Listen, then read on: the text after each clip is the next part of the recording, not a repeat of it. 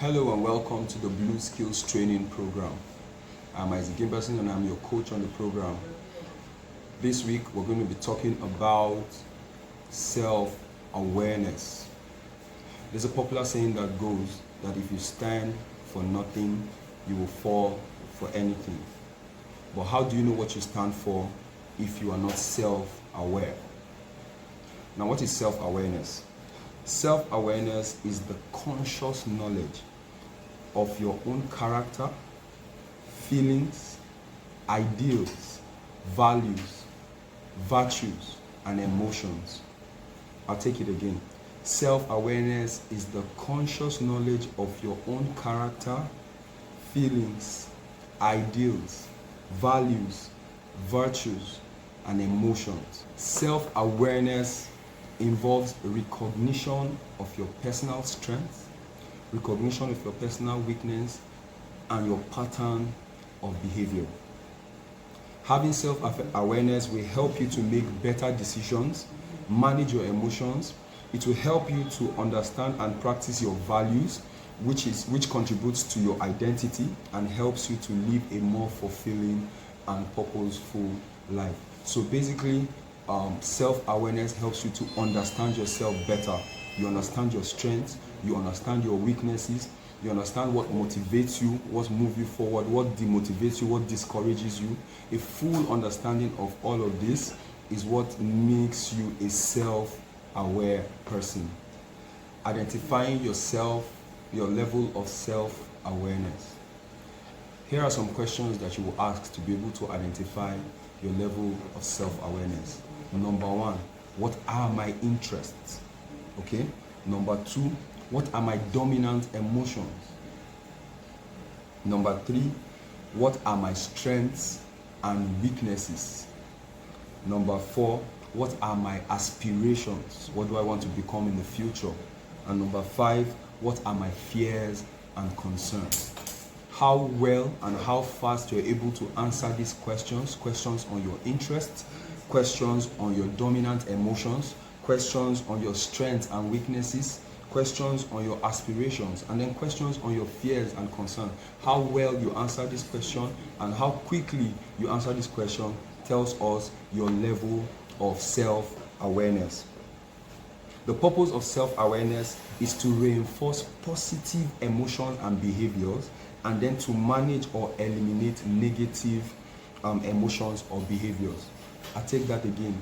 The purpose of self-awareness is to help you to be able to reinforce, to improve on and become better in your positive emotions and behaviors, and then to help you manage, because to either help you manage or to eliminate negative behaviors or emotion. There are two main types of self-awareness. We have public self-awareness and private self-awareness. The public self-awareness basically talks about how your awareness of how people perceive you. So do people perceive you as a person of integrity? Do people perceive you as a kind person? Do people perceive you as someone who is trustworthy, or the other way around? So your understanding of how people perceive you based on your emotions and based on your behavior is what is called public self-awareness. Then there's also the understanding of what your internal personality, right? Your emotions, your sources of motivations, right? Your interests, the things you enjoy doing and all of that. You understanding how your internal personality works is called your what? Your private self-awareness. Now I'm going to teach you on how to begin to practice self-awareness. If this is something you've never done before, I encourage you to begin to do it. It is called journaling. And what is journaling? Journaling simply means to write down the emotions that you feel on a daily basis, right? Or your experiences on a daily basis. So if you wake up on a particular day and you feel happy, write how you felt and write what made you feel that way. Okay? So here are some questions that you should ask yourself on a daily basis for journaling. Number one, what makes you happy? Number two, what makes you sad? Number three, what gets you motivated? Number 4, what gets you discouraged? Tracking these things through journaling will over time help you to understand yourself better, and then will help you to be more self-aware. Like we said, when you become self-aware, then you are able to reinforce good behavior and good emotions, and then you're able to manage the negative or even eliminate them in some cases. Also, I would like to tell you how to be self-aware when it comes to your values. Okay, you must be able to journal the following, the answers to the following questions. Number 1, what do I believe in? Okay. Number 2, who are the people that I admire and why?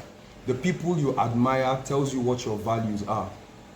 Okay, so if you admire an armed robber, it means that most likely there's something in you that enjoys that process. If you admire an inventor, there is something in you that enjoys the process of what? Of invention. So it is very important for you to be able to journal the kind of people that you admire. Next is, what times in my experiences have I been proud of myself?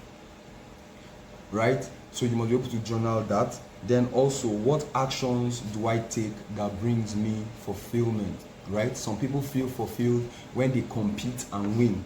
Some people feel more fulfilled when they give or they help someone out of a particular situation. So different people feel different ways, feel fulfillment in different ways and for different reasons. So you must be able to journal. When you have those feelings, when you have those experiences, whether good or bad, you begin to journal them. When you begin to journal them, you're taking stock of it, and when you understand them, you can now know how to reinforce the positive ones, and you know how to manage or eliminate the negative. So as an activity for this self-awareness class, we're going to use the I affirmation to be able to become more self-aware. So after journaling or writing down your emotions and the way you feel and the way you act and why you act the way you do, the next thing you need to begin to do is to what? To affirm. Okay? So I, Isaac, I am smart. I, Isaac, I am happy. I, Isaac, I am strong. I, Isaac, I'm innovative, I'm creative. The more you begin to affirm, the more to affirm some of these things that you have discovered from your journaling, the more you begin to become self-aware. So after this class, I will want every one of you to take time to begin to affirm the things that you discover from your journaling.